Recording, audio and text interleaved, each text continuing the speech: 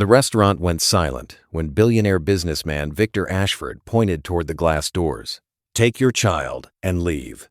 Every conversation stopped. Forks froze halfway to mouths. Even the piano player near the corner paused for a second. The woman standing beside the hostess looked embarrassed enough already. Her coat was faded. Her shoes were worn. And the little girl holding her hand looked tired from a long day. "I only wanted something small for my daughter," the woman said quietly. Victor folded his arms. This was the most exclusive restaurant in the city. People waited months for reservations. He had spent 20 years building its reputation. And now, standing in the middle of his dining room, was someone who looked completely out of place. "I'm not repeating myself," Victor said coldly. "The door is right there." The little girl lowered her head. The woman swallowed hard. Then she nodded. "Come on, sweetheart." She turned to leave. And that was when Victor noticed the necklace. A small silver necklace hanging around her neck. Old, worn, easy to overlook. But the moment he saw the engraved name on the pendant, the color drained from his face. His confident expression disappeared. The room watched in confusion. Because whatever Victor Ashford had just seen had shaken him more than any business crisis in his entire career. And before this story is over, one forgotten necklace is going to uncover a secret that has been buried for more than 20 years. Welcome, story lovers. If you enjoy emotional stories filled with shocking discoveries, family secrets, and unforgettable endings, make sure you like this video, subscribe to the channel, and tell us where you're watching from. Now let's begin. Hannah Carter was 31 years old, and there had been a time when she believed hard work could solve almost any problem. Not every problem, but most of them. She had learned that lesson from her mother, a woman who spent her entire life working harder than anyone Hannah had ever known. Elena Carter was not rich. She never owned a large house. She never drove expensive cars. She never appeared in magazines. Yet somehow, she managed to give her daughter a childhood filled with warmth despite having very little money. The two of them lived in a small town several hours away from the city. Their home was modest. Their lives were simple. But Hannah never felt poor. Every birthday was special. Every Christmas felt magical. And every night, her mother somehow found a way to make the world feel safe. As Hannah grew older, she began noticing something strange. Whenever people asked questions about family, Elena would become uncomfortable. Questions about grandparents. Questions about uncles. Questions about relatives. The answers were always short. Sometimes they never came at all. When Hannah was 12 years old, she finally asked the question that had been bothering her for years. "Mom, why don't we have any family?" Elena looked away. For a moment, something painful crossed her face. Then she smiled.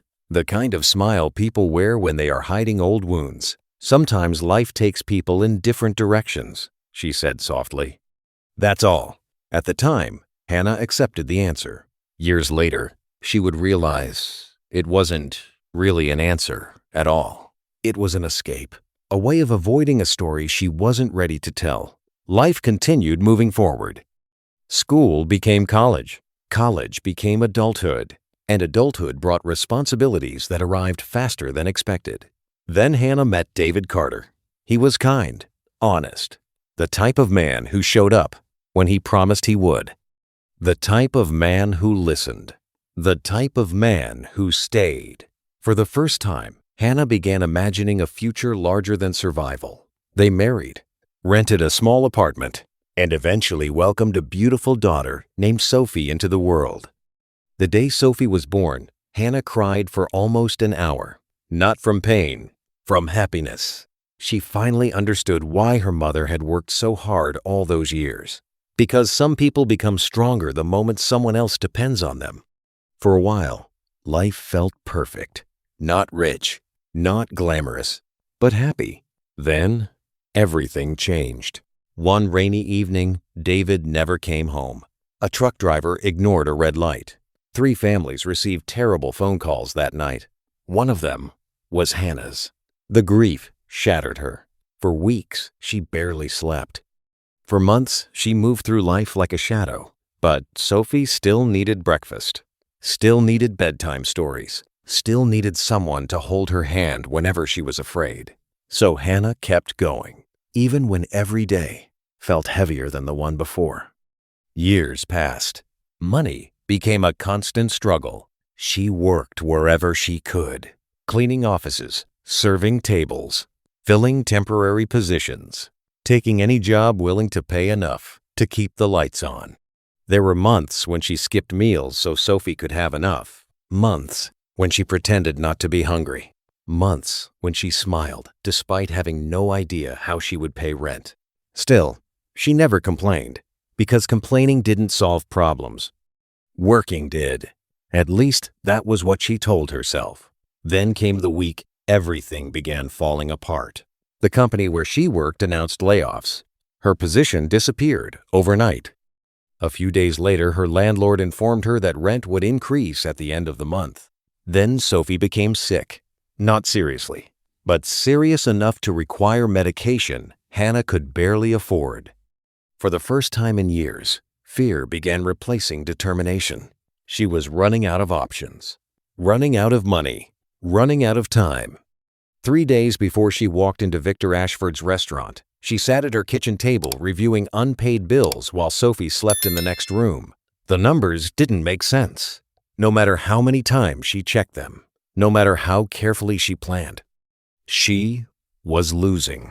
The realization terrified her, not because of herself, because of her daughter. The following evening, while searching through old boxes for something she could sell, Hannah discovered a small wooden case hidden beneath her mother's belongings. The box had belonged to Elena. Hannah had never opened it before. Inside were old photographs, a few letters, and several personal items her mother had carefully preserved over the years. Among them was the silver necklace, the same necklace Victor Ashford had seen around her neck. Hannah stared at it for several seconds. She remembered her mother wearing it occasionally when she was younger, but she had never paid much attention to it.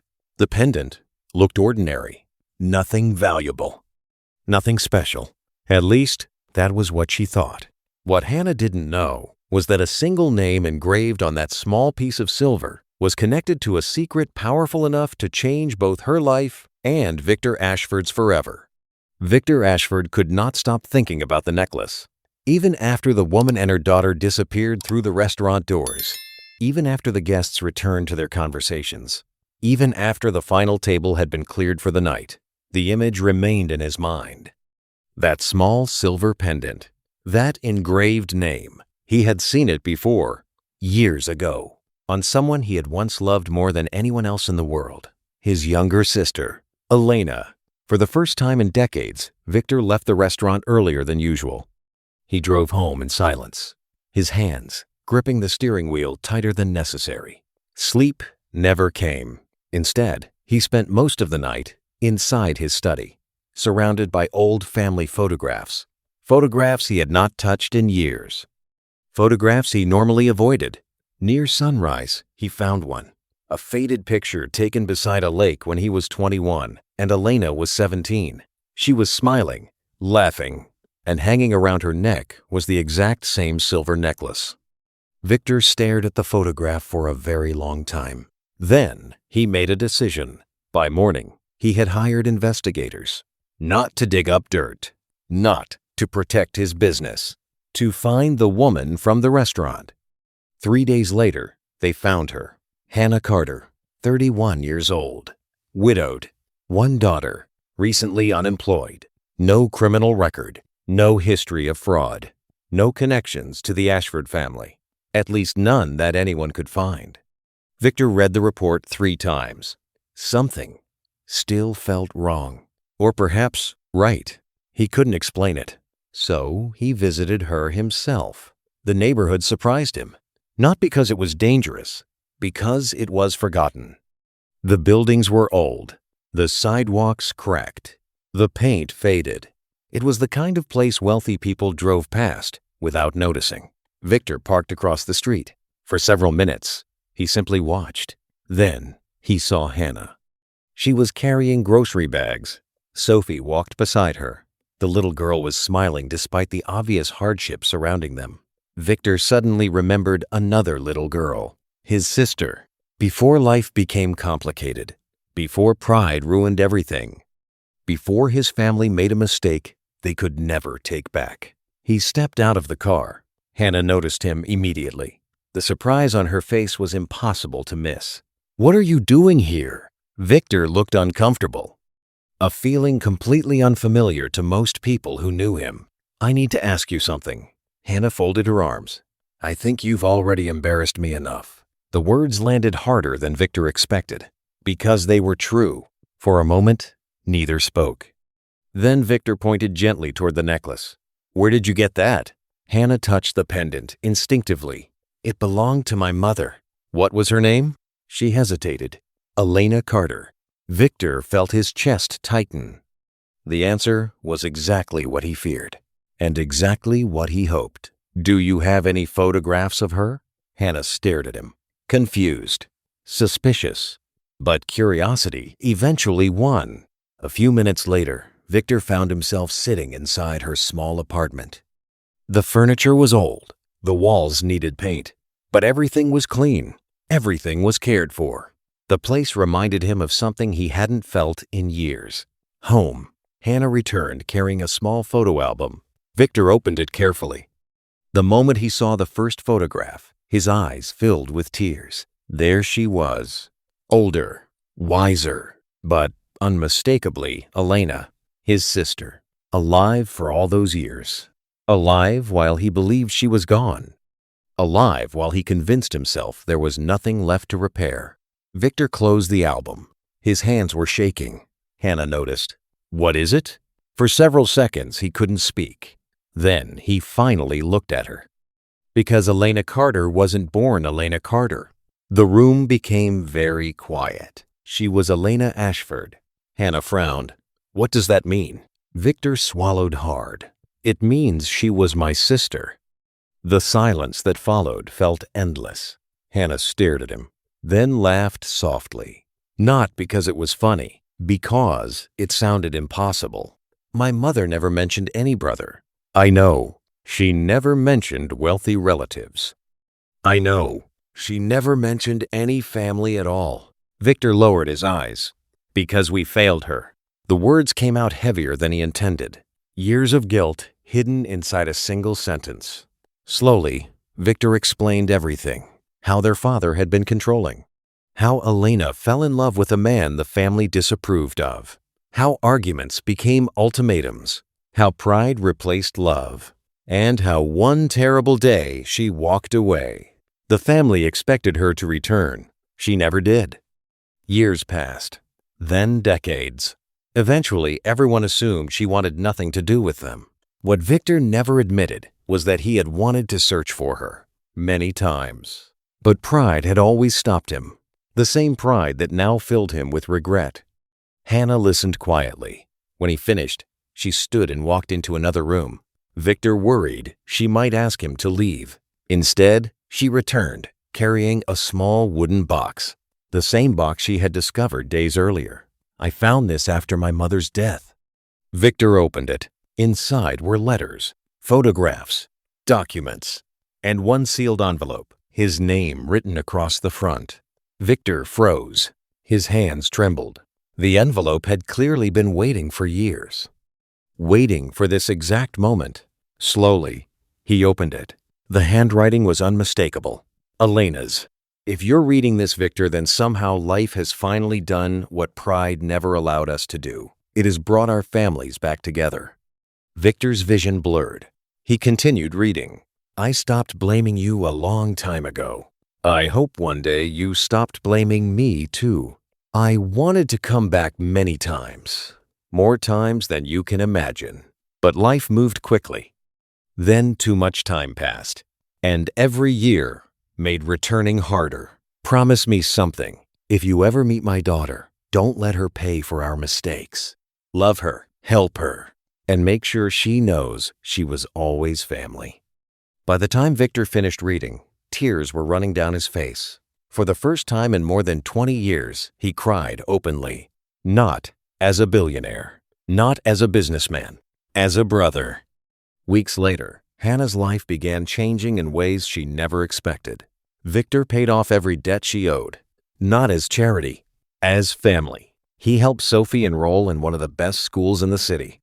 He found Hannah a position managing a literacy foundation that supported struggling children, a cause her mother would have loved. For the first time in years, Hannah could breathe.